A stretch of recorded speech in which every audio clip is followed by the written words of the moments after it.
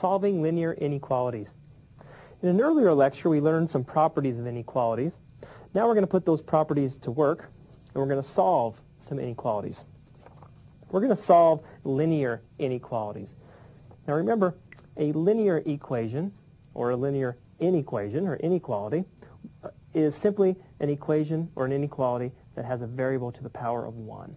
So this would be known as a linear inequality. Okay?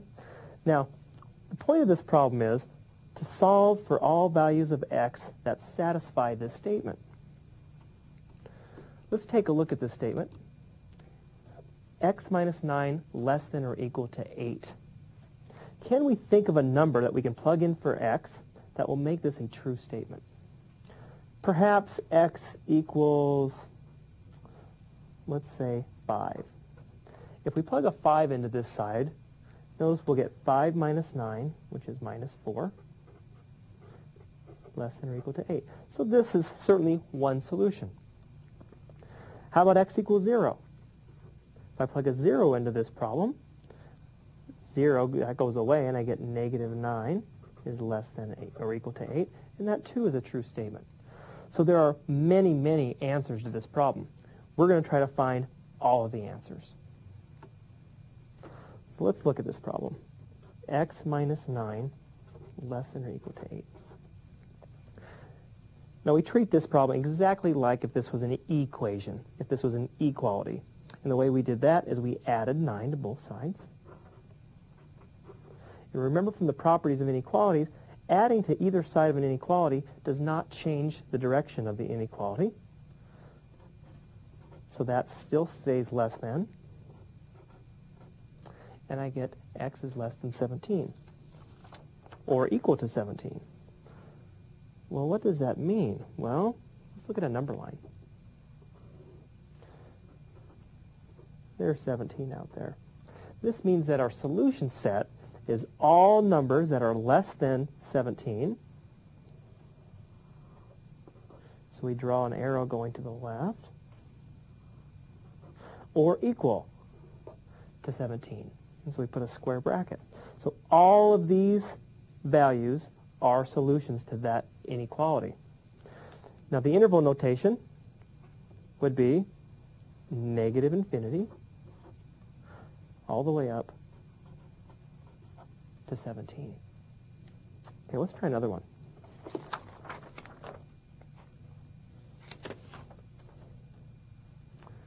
Let's solve this inequality.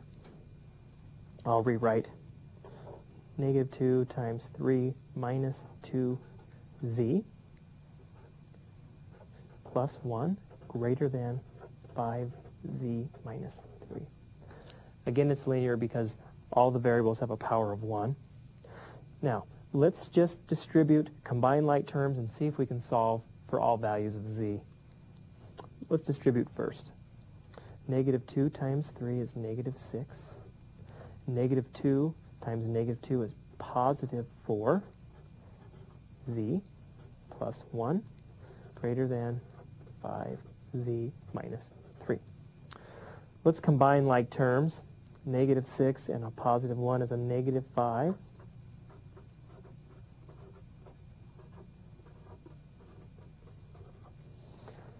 All right, our goal here is to get the z's on one side of the inequality.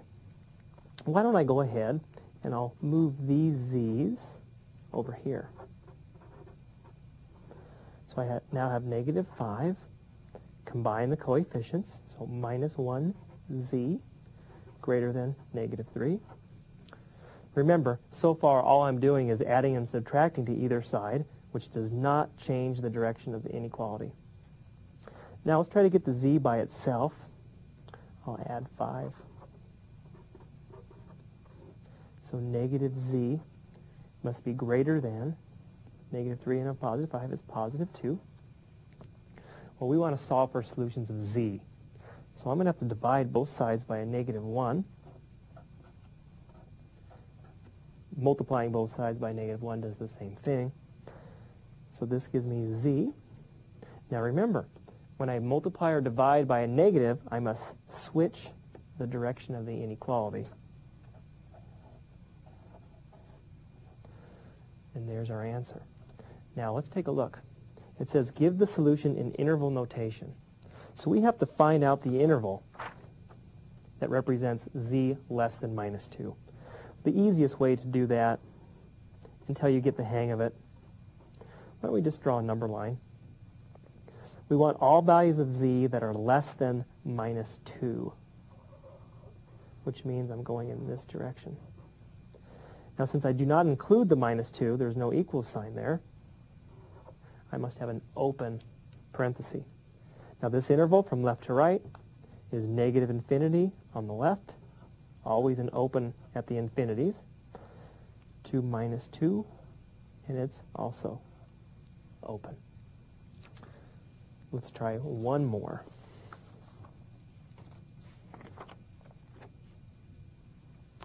Here's our inequality.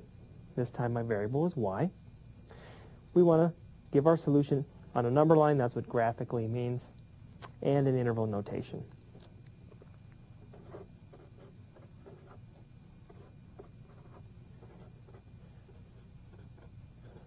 So I'll recopy the problem. Now, I'm going to treat this exactly as if this was an equal sign. And remember when we had fractions, when we did equalities, we multiplied by the common denominator.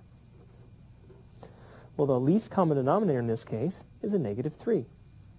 So I'll multiply both sides of this inequality by a negative 3.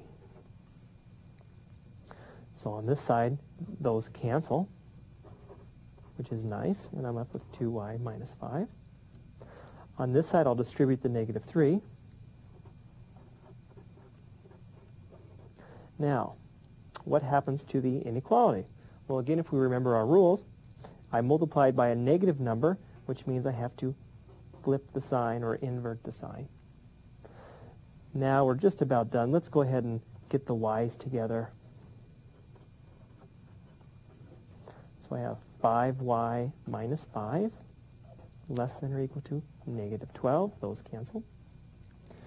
Now I'll get the y's together by moving, or excuse me, I'll get the y on one side by moving this over.